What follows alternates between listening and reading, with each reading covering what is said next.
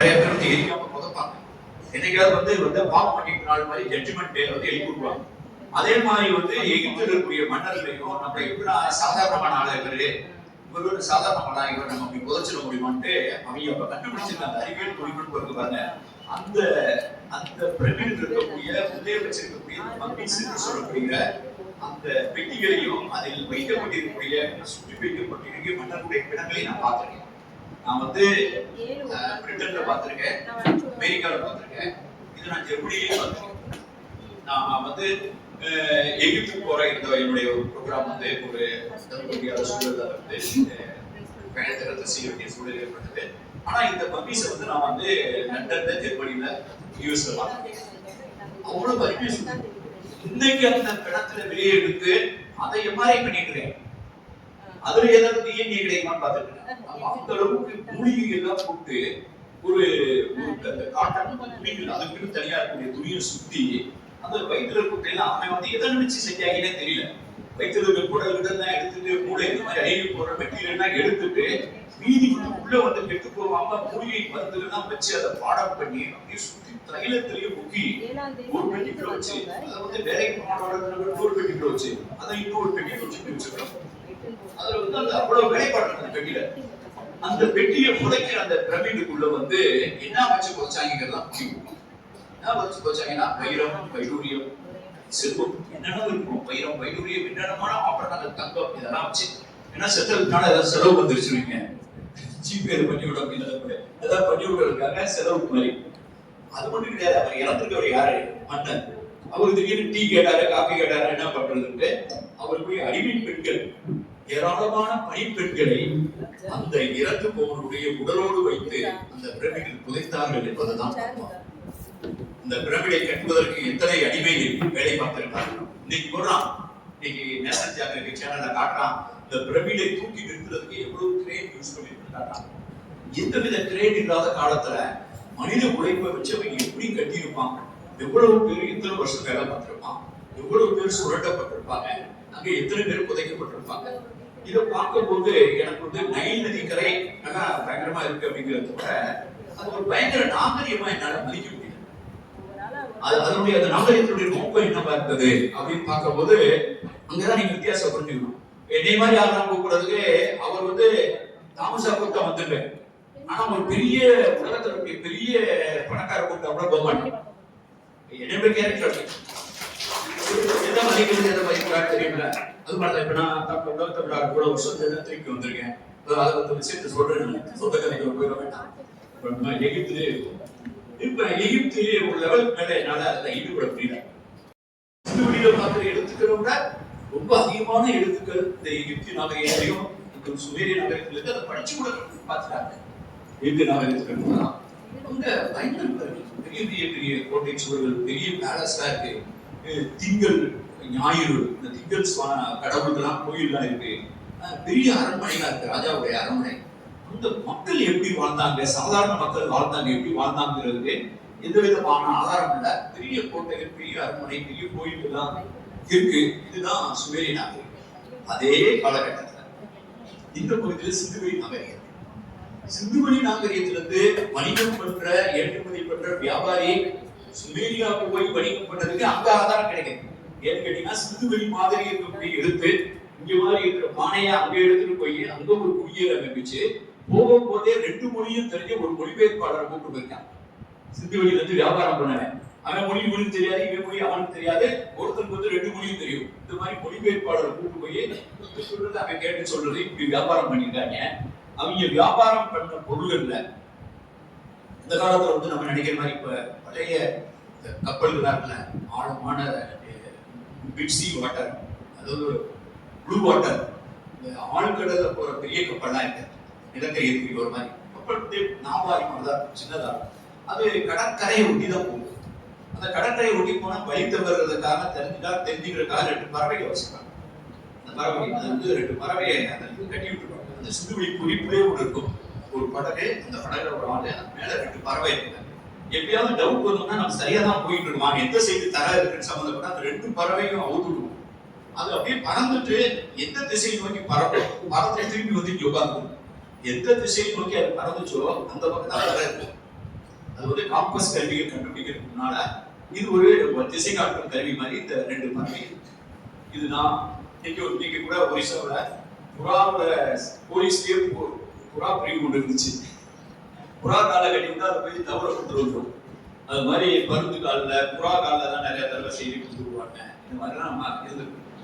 இப்படிப்பட்டவன் வியாபாரம் பண்ண கொண்டு போனது வந்து விலை உயர்ந்த ஆபரணம்.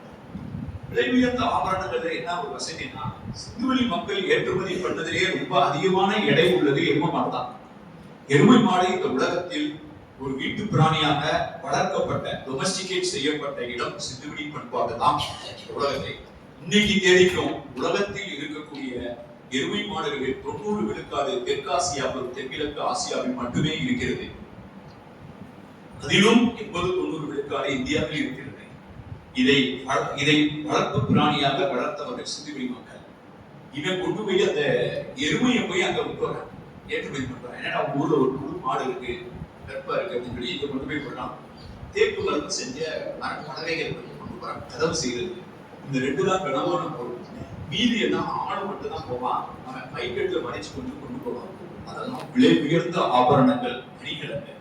இன்னைக்கு தேதி வரைக்கும் இந்தியா வந்து மிகச்சிறப்பா இருக்கிறது வந்து இந்த அணிகலன்கள், வைர நகைகள் இதெல்லாம் செய்யறதுதான் இந்தியா இன்னைக்கு வரைக்கும் பேர். அது வந்து கோயம்புத்தூரா இருக்கலாம், பாம்பேல இருக்கலாம், சூரத்தா இருக்கலாம். இந்த கல் பதிக்கிறதுல நம்ம ஆளுங்க ரொம்ப விளையாடியா இருக்கான். அந்த காலத்துல அவன் வந்து லேபிஸ் லசூலி நீலமணி கல்லுல இருந்து சூடு போடுற கல்லுலாம் எடுத்துட்டு அங்க இருக்கவங்களுக்கு அந்த விலை பணக்கார வர்க்கத்துக்கு இந்த பொருள் எல்லாம் போய் ஏற்றுமதி பண்ணிடலாம்.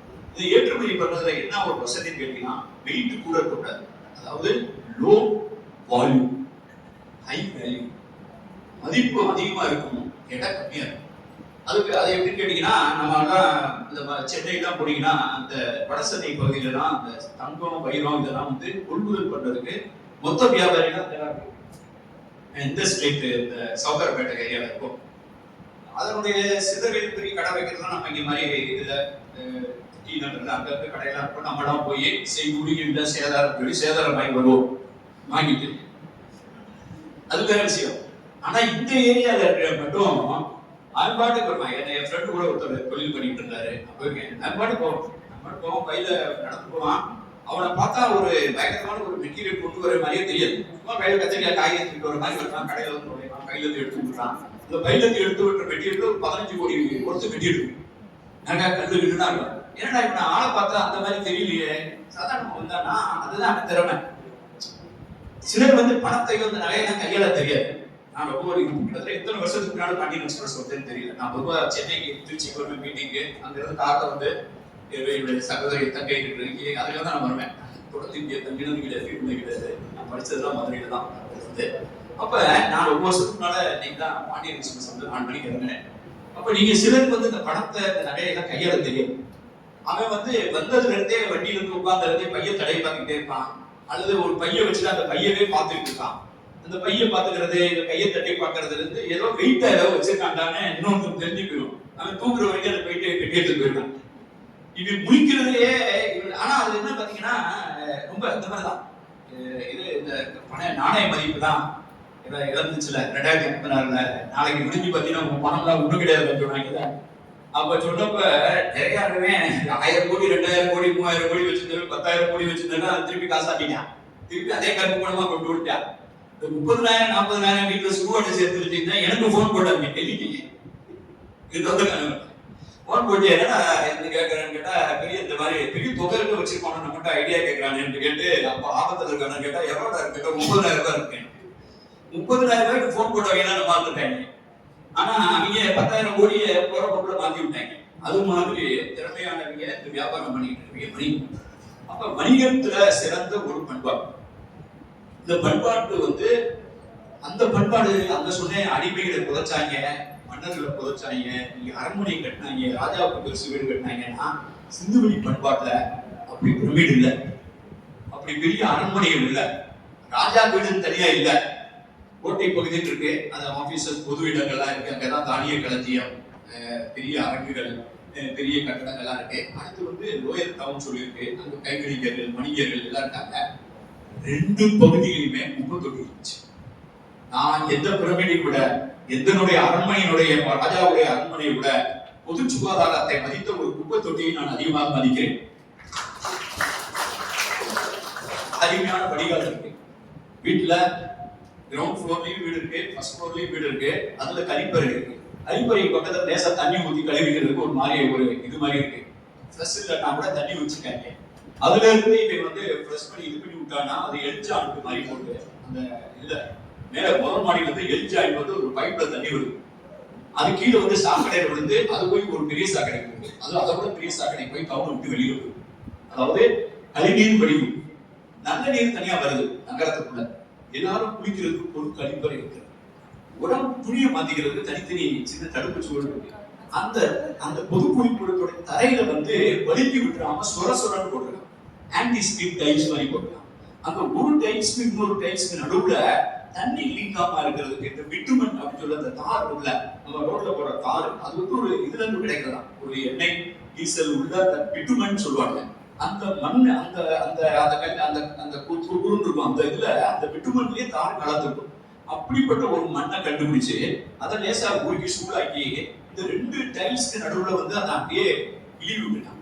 அப்படின்னு கேட்டா அந்த இடத்துல வாட்டர் வந்து லீக் ஆகல. இந்த உலகத்திலேயே வாட்டர் ப்ரூஃப் குளிக்கிற இடம் இந்த உலகத்துல எவனாவது 5000 வருஷத்துக்கு மேல கட்டியிருந்தாங்கன்னா சுத்துவெளி. ஆக குப்பை தொட்டி, வடிகால், அப்புறம் அதுக்காக வந்து அங்க இருந்தவங்க எல்லாமே ஏற்றத்தாழ்வு இல்லாம ஒரே சமரச உலாவும் இடமே இருந்தானா தேவையில்லை. வியாபாரம் பண்றவன் கொஞ்சம் பணக்காரன் வந்திருப்பான், வணிகம் பண்றவன் கொஞ்சம் இருந்திருக்கான். ஆனா ரெண்டு பேருடைய பெரிய ராஜா அரண்மனைலாம் கிடையாது. அங்க ஒரு குடித்தலைவர் இருந்திருப்பான்.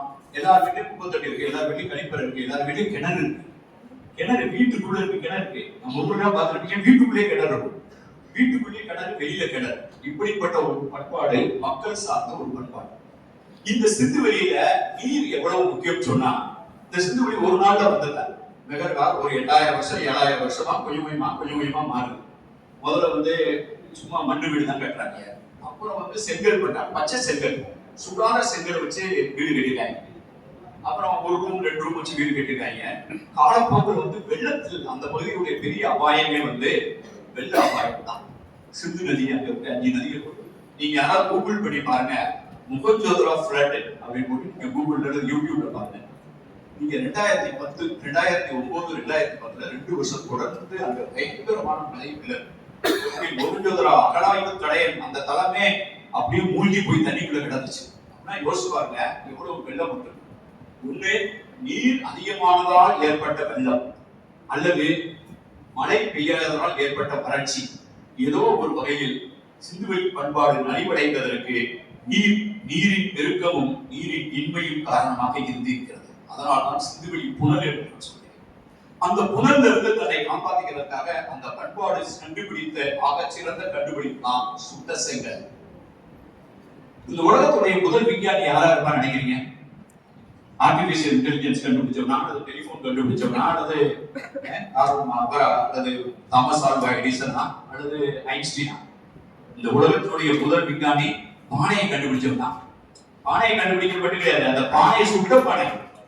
பானை அதுக்குள்ள இருந்தது. அந்த பானைக்கே என்னன்னு கேட்டீங்கன்னா, ஆப்பிரிக்கால தான் நான் டிராவல் பண்ணியிருக்கேன். ஆப்பிரிக்க பழங்குடிகள் வந்து பானை வடிவமைப்பை நம்ம தமிழ்நாட்டு கூட வடிவமைச்சது சொரக்குறுப்பை பார்த்துதான். இந்த சொரக்குறுப்பை தான் பானைக்கு முன்னால அதுலதான் கல் ஊத்தி வைப்பான், அதுலதான் பால் ஊத்தி வைப்பான், மோர் ஊத்தி வைப்பான். இப்போ நான் கிராமங்களுக்கு நான் பார்த்திருக்கேன். சுரக்குடுக்கையிலேயே ஏதாவது லிக்விட் இந்த மாதிரி எல்லாம் மெட்டீரியல் வச்சுப்பாங்க, தொங்க கொடுப்பாங்க. ஒரிசால தான் பல பழங்குடியில் வீடுகள்ல வந்து இந்த சுரக்குடுக்கையில தான் மூலிகை தான் வைப்பாங்க, அதுதான் மருந்து தான் வைப்பாங்க. இந்த சுரக்குடுக்கை தான் ஒரு பானைக்கு புரோட்டோடைப். அந்த சுரக்குடுக்கையை பார்த்து தான் இந்த பானையை பண்றான்.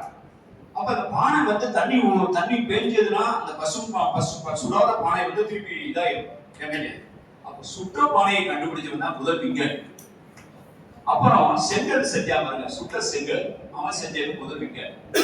இப்ப இந்த சிந்துவெளி பண்பாட்டுடைய தொடக்கத்துல எவனுக்கு ஒரு பெரிய மரியாதை இருக்கணும். இந்த ஊரெல்லாம் அழியும் போது இந்த செங்கல் கீழே விழுந்துரும், இந்த செங்கல்ல தண்ணி உள்ள வராதுன்னு கண்டுபிடிச்சுமா பாருங்க.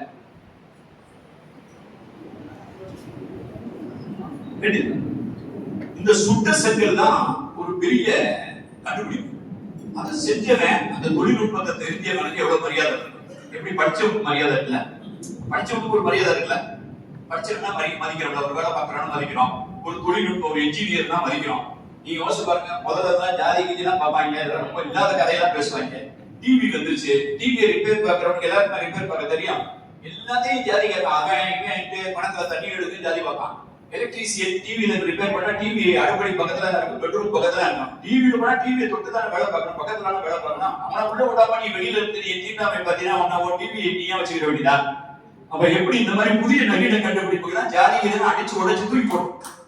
கிணத்தடிக்கான ஜாதி இருக்கலாம், கிணத்தடி ஜாதி இருக்கும், கோயில் ஜாதி இருக்கும். டிவி ரிப்பேர் பார்க்கும்போது இருக்காது.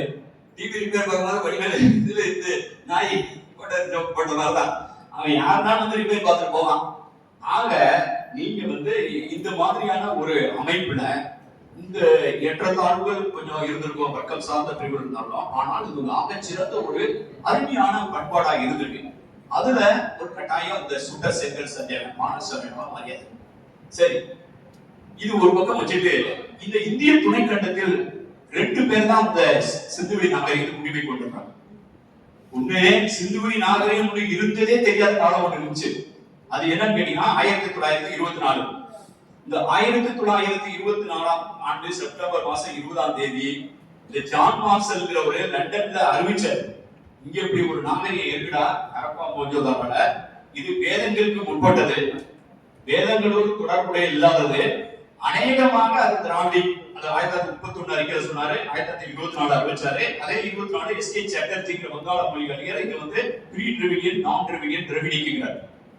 அப்ப இது அறிவிக்கப்பட்ட நாள்ல இருந்து இது ஒரு திராவிட பண்பாடு, இது வேதங்களோட தொடர்புடைய பண்பாடு அப்படிங்கிற ஒரு கருத்தாக்கம் வந்துருச்சு.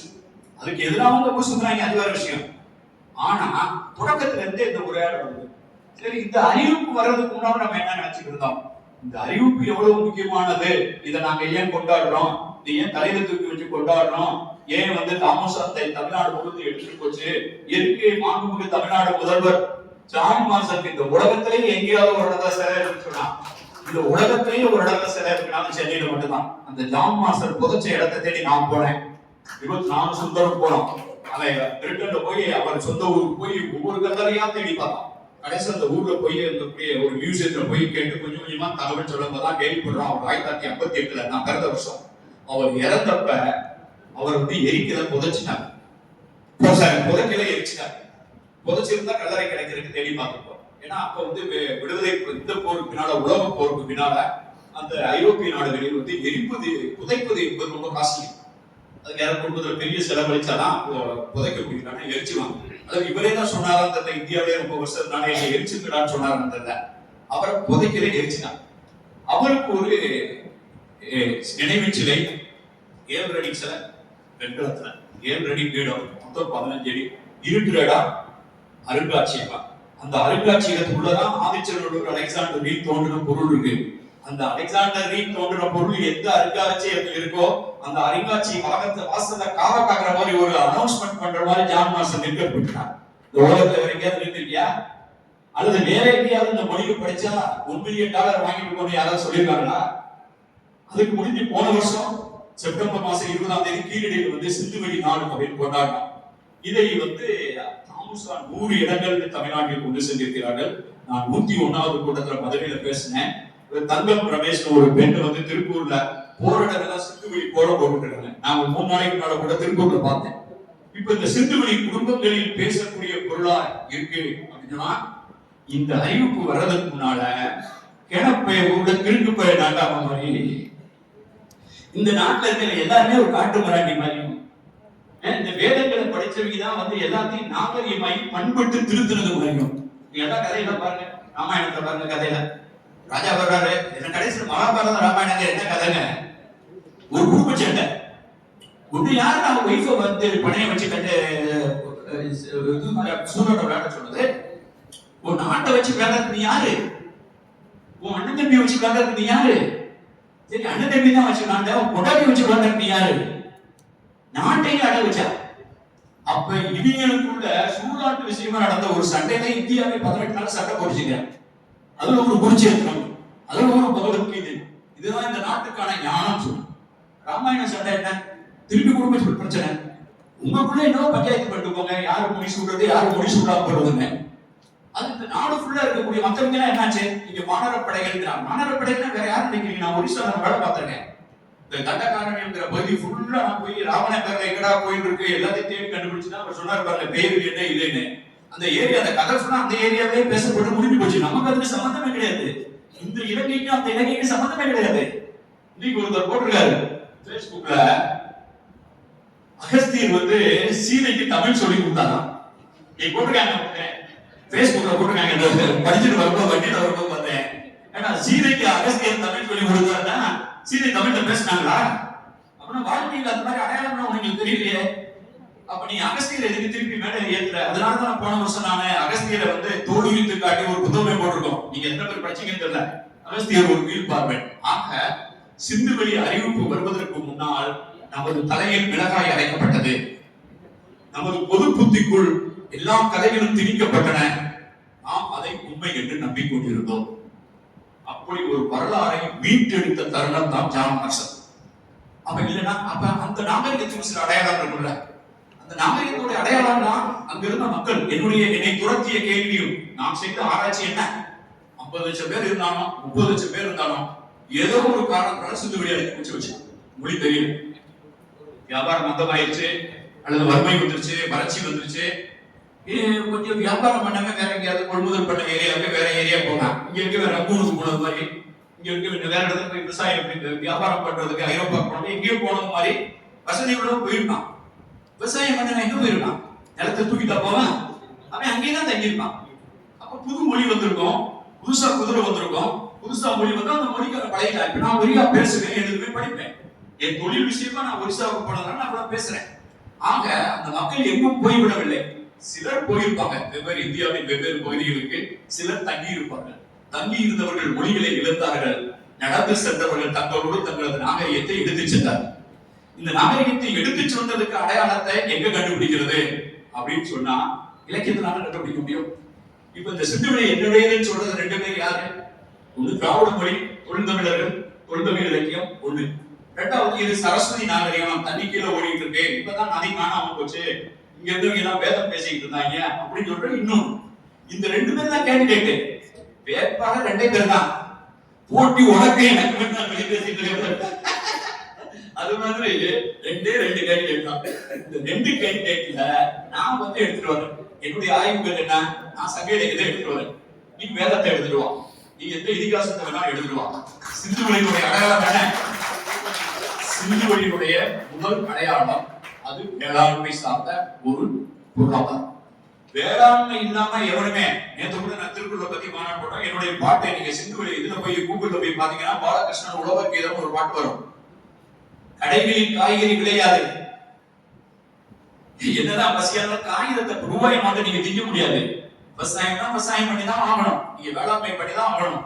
அதனாலதான் இந்த சிந்துவெளி எவ்வளவுதான் வணிகம் பண்ணினாலும், எவ்வளவுதான் நகரம் கட்டினாலும், எவ்வளவுதான் குப்பை தொட்டி வச்சினாலும் அதுக்கு அடிப்படையானது வேளாண்மை சார்ந்த உபரி. Surplus from the agriculture. Agriculture தான் ஒரு பொறுப்பு வேகாது. அப்ப அந்த அக்ரிகல்ச்சரை மதிச்சிருந்தாதான், வேளாண்மையை மதிச்சு அந்த வேளாண்மையில உபரி அந்த உபரி பண்டமாற்றாயி அப்புறம் நாணய மதிப்புகள் அப்புறம் தான் ஒருத்தர் ஓவியன் வருவான், கவிதை எழுதுறான். கவிதை எழுதுறவன் எப்ப கவிதை எழுத ஆரம்பிப்பான்? எவனா ஒருத்தர் உழைச்சு போடுறதுக்கு இருந்தா தானே கவிதை எழுத முடியும். அவன் போய் உழுவ மாட்டாங்க. அதே மாதிரி நகை செய்யறவன் அவன் உட்கார்ந்து நகை செஞ்சுக்கிட்டே இருக்கான். நகையை ஒருத்தர் வாங்குவான், காசு கொடுப்பான், இவன் போய் அரிசி வாங்கிக்கலாம். ஆக வேளாண்மை சாராதவர்களை அவர்களது உணவுக்கு பாதுகாப்பு அளிக்கும் வகையில் வேளாண்மையில் உபரி வந்தால்தான் இந்த எல்லாமே வளர்ச்சியாகும். ஆக வேளாண்மை தான் அடித்தல். இப்போ இந்திய பண்பாடுகளை, இந்திய இலக்கியங்களை 2 வகையாக பிரிக்கலாம். வேளாண்மையை மதித்தவர்கள், வேளாண்மையை குதித்தவர்கள். வேளாண்மையை மதித்த பண்பாடு என்பது இன்னைக்கு தேதிக்கு அது தொல்தமிழ் இலக்கியங்கள் தான், அது ஈரடி புறம் தான், சங்க இலக்கியம் தான். அந்த சங்க இலக்கியம் தான் தலையில தூக்கி வச்சு கொண்டாடுறது, வேளாண்மையை கொண்டாடுறது, வேளாண்மையை கொண்டாடுறது. புதிய வயல்களை உருவாக்குவதிலையும் திருவள்ளுவர் உழவு தொழிலை பத்தி உழுவார் உலகத்தாக்கு ஆணி, உழுதுண்டு வாழ்வாரே வாழ்வார், மற்றெல்லாம் சுழன்றும் ஏற்பின்னது உலகம், உண்டி குடுத்தோர் உயிர் கொடுத்தோர். எப்ப நீதின்றி அமையாத உலகுங்கிற தெளிவு. இவ்வளவு வேளாண்மையை அடிப்படையாக வைத்து இந்த வேளாண்மையை கொண்டாடுகிற மக்கள் ஒரு பகுதி, அவர்களுக்கான செவ்வியல் இலக்கியம் இன்னொரு பக்கம். இன்னொரு பக்கம் நீங்க வடநாட்டுல நான் வேலை பார்க்காத இடமே கிடையாது. எனக்கு வந்து இந்தியாவில் இன்னைக்கு தேதி எத்தனை மாவட்டம் புதுசா மாவட்டம் தொடங்குறாங்க. நான் சொல்றேன் 2010 கணக்கு சொல்றேன். நான் கால் வைக்காத மாவட்டம் இந்தியாவில் 15 மாவட்டம் தான். மீதி எல்லா மாவட்டத்திலும் நான் கால் வச்சிருக்கேன். எல்லா இடத்துலையும் தேர்தல் நடத்திருக்கேன். எல்லா இடத்துலையும் தனி விமானத்துல போயிருக்கேன், தனி ஹெலிகாப்டர்ல போயிருக்கேன். இந்தியாவில் அதிகம் பயணம் செய்த ஐஏஎஸ் ஆபீசர் நான் முன்னாள் நினைக்கிறேன். ஒரு 15 மாவட்டத்தில் எல்லா மாவட்டத்துக்கு போயிருக்கேன், மக்கள்கிட்ட பேசியிருக்கேன், பழகிருக்கேன்.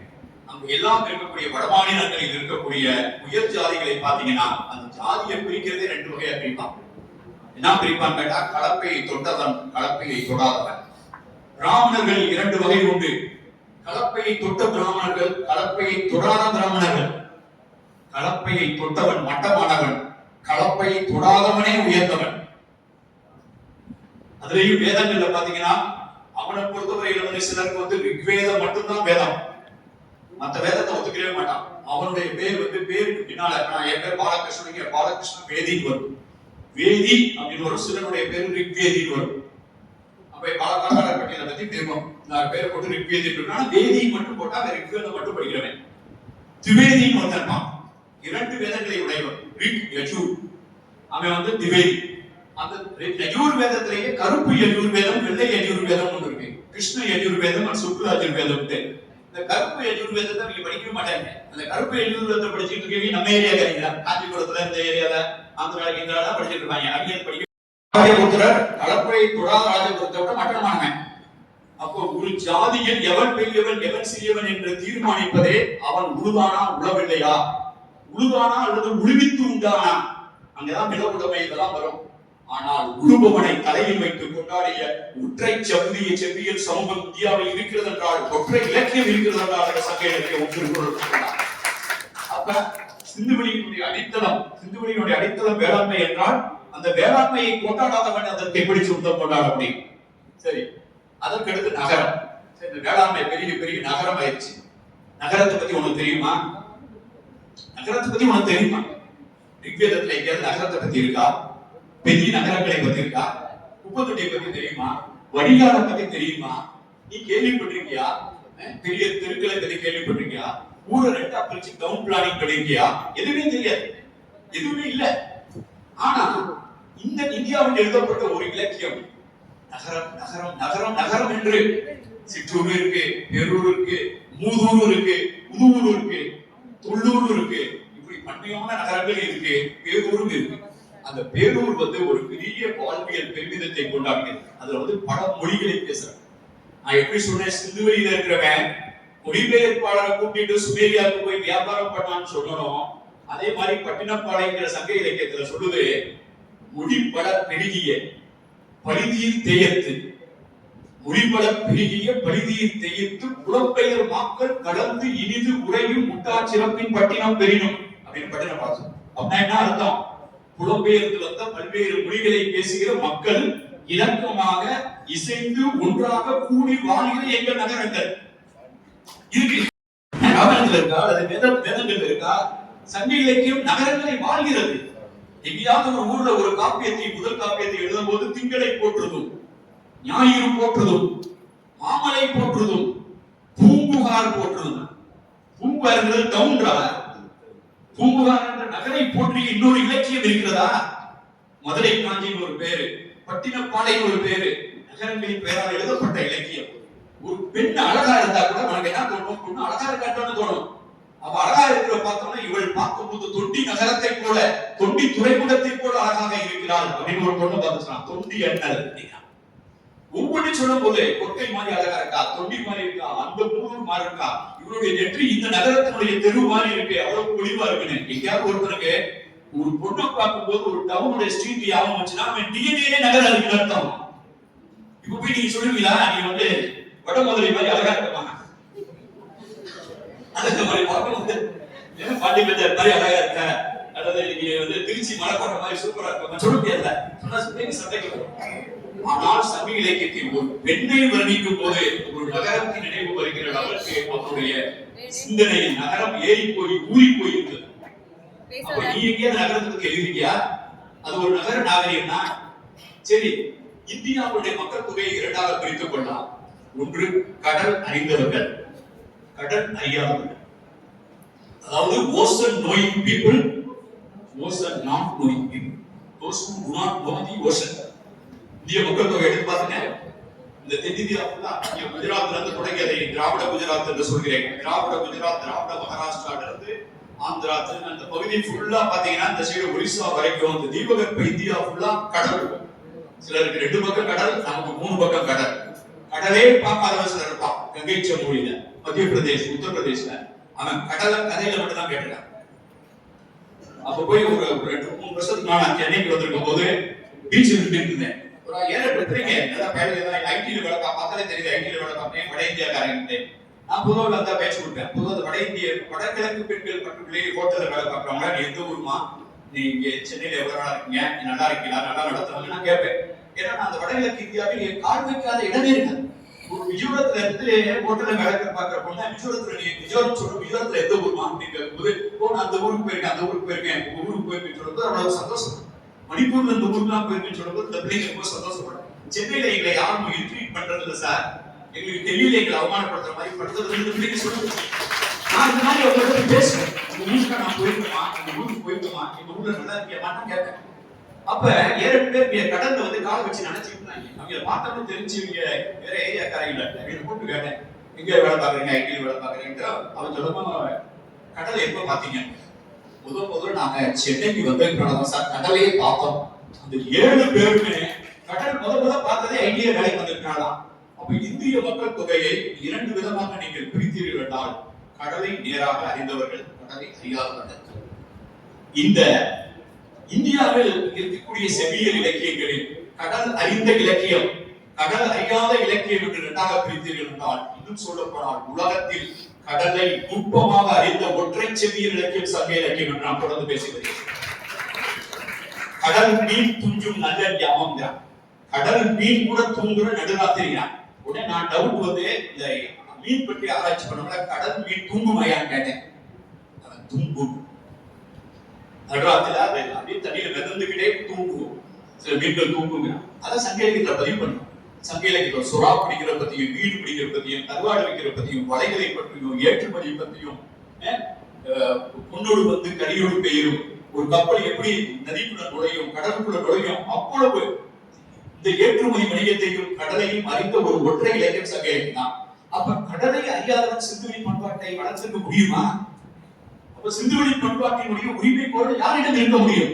கடல் தெரிந்தவர்கள். ஆக வேளாண்மை மதித்தவர்கள், நகரத்தை மதிப்பவர்கள், நகரவியல் சூழலில் வாழ்ந்தவர்கள், ஏற்றுமதி இறக்குமதி தெரிந்தவர்கள், கடல் அறிந்தவர்கள். அங்கு கடல்